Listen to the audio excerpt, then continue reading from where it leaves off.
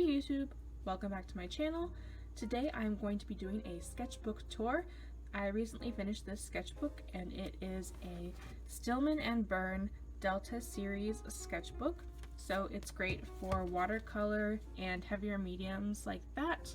It does have an off-white cream colored paper, and the sticker that I have on the front here is a Patreon sticker from Victoria Gedvillis.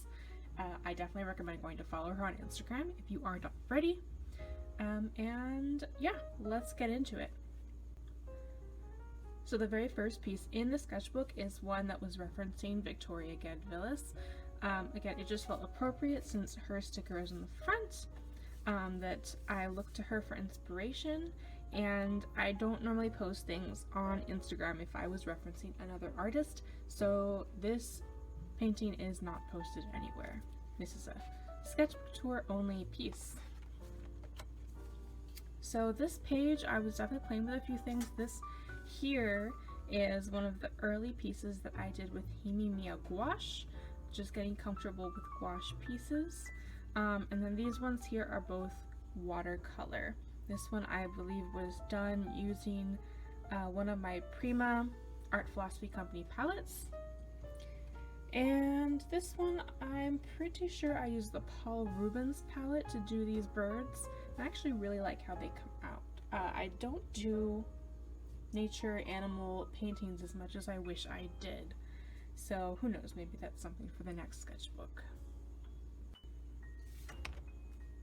So these pieces are just playing around with different things.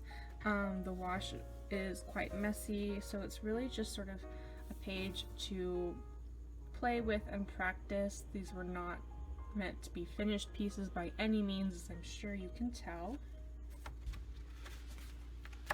And again, I'm doing a lot more animal practice around this time. Here are some horses that are referenced. I'm pretty sure I used Unsplash images as reference for all of these. And we're getting into some of my favorite things to paint. If you follow me on Instagram, you already know I do a lot of portraits, especially women. They're just prettier and more fun to paint. I can't really rationalize it beyond that, but here are a few different women who I probably also referenced from Unsplash, I'm pretty sure. And yeah. So this piece here was a lot of fun to do. I'm pretty sure this was actually a Pinterest reference, and just played around with the background more than I usually do, and I really like the effect. I like how it came out. This page, these are very loose faces that I painted, but I'm particularly proud of this one because I don't normally do facial hair. I think this might have been the first time I ever tried painting facial hair, and I'm not disappointed with how it turned out. So this is just a fun little page. So this is another gouache piece. I'm pretty sure I was also referencing another artist. I think it was Karu on Twitter, but this is Liu Xian from the series Modao Sushi. And then on this side here, these are just kind of random watercolor sketches. I'm pretty sure I also used the Paul Rubens palette for these. And I remember this one I didn't even have a reference. I was just sort of like, okay, from what I know now in my practice, can I make a face without referencing any particular image? And the answer is, yeah, kinda.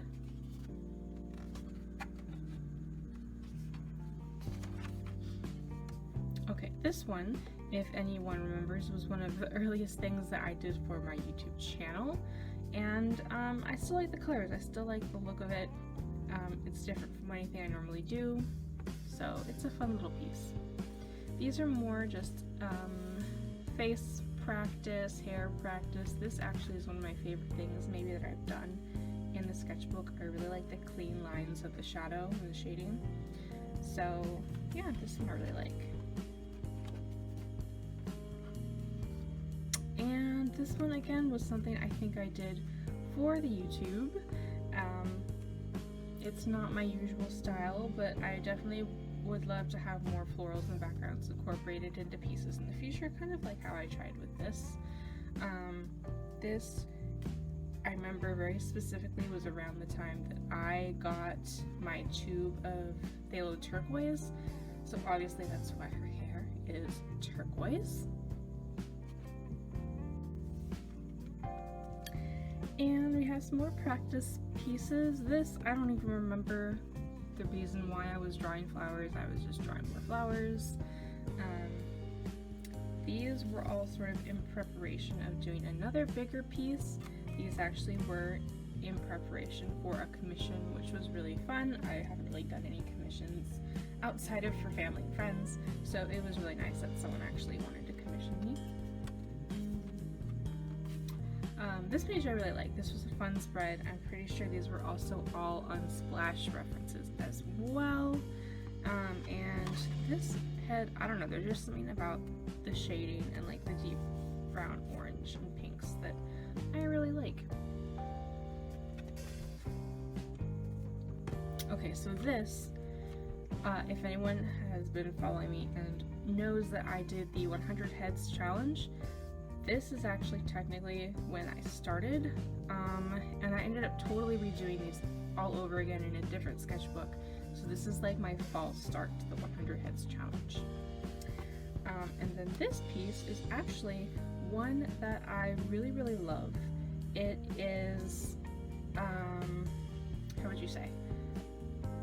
I found the reference on Tumblr, so this is also one that I've never posted online just because I'm not sure about how the original photographer and model would feel about me referencing their photo. It was reposted on Tumblr from, I believe, a Weibo account, so I didn't really have any way of reaching out directly to confirm. So again, this one is sketchbook only. And then these pieces, this one was when I got the Art Philosophy Vintage Pastels palette. So this was a little test page that I did. And then this one is an attempt to paint using all gouache. I do kind of like forget about my gouache, then all of a sudden we'll be like, oh my gosh, I have gouache, I should paint something. So I'm not super fond of how it came out, but you know, practice makes perfect. You gotta practice to get any better. And then this was the Prima, what is it called? The Pastel Dreams palette. So I had to do some swatching and of course again a test painting. So these paintings, I actually really like how they turned out. These are both very loosely sketched pieces. I believe I was referencing just some Pinterest images, and then I just kind of went crazy with colors of my own. So this like turquoise lemon yellow contrast, it might be one of my favorite simple pieces that I've done recently. And this, I know this was a Pyrrole Scarlet in the Daniel Smith watercolors, and I really, really love this color. It's such a vibrant red. So yeah, this spread in general is just one of my favorites. Okay, so in here are some more Pinterest reference paintings. I was really getting into just like going down Pinterest rabbit holes and finding pretty pictures to paint. And this one, if anyone is familiar with Demon Slayer, I was kind of like, oh, I want to try doing some fan art, and you can already see that like I messed up some of the checkers and I tried to salvage it with Posca pens, and like I didn't do a super great job. I don't really like how this turned out, so I never posted it, but here it is. This page here is referencing one of the TXT K-pop boys, and I just want to do something really bright and vibrant, and I don't know, K-pop in general, the photos that people take of K-pop idols are usually just so much more like, have so much vibrancy and attitude in the poses, so I do like to look for K-pop reference images sometimes to draw off of. This one was sort of a first draft stage painting of, again, Victoria Get Villas. This time I actually reached out to her for permission to ask if it was okay for me to paint something referencing one of her works, and she said okay. So this was actually not the final draft, but it is the first draft, and I was going for a very blue-pink high contrast look. This one was a very simple watercolor piece that I did in my early stages of getting to know reels on Instagram. I kind of like how it turned out. I like the very simple, no fuss shading, just all one color dress, different values of the same pigment to achieve the shading. Yeah, it's simple, but I like it.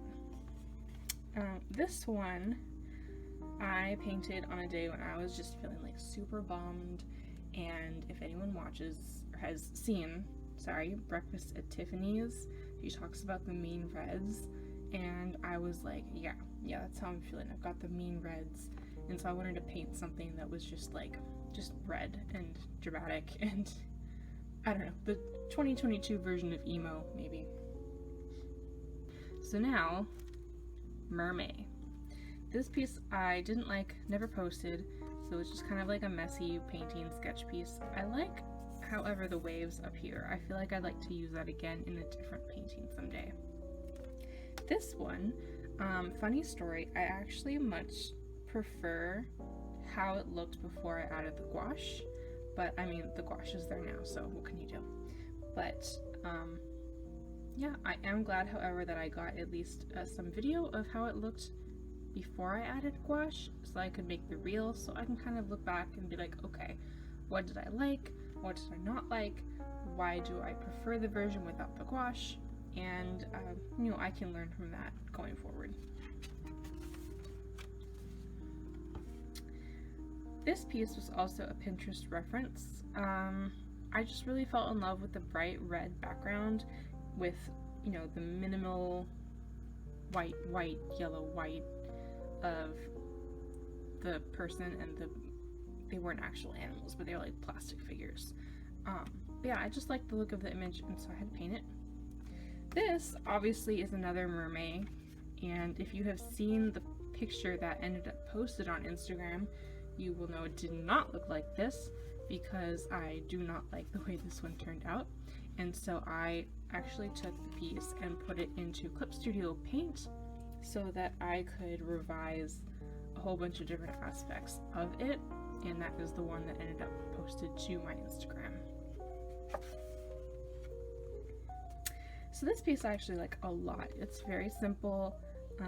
Again, just one wash, same color, one wash, same color, some shading with another wash on top, and just everything about it was very, like, not a super tight finished sketch, but still really cute.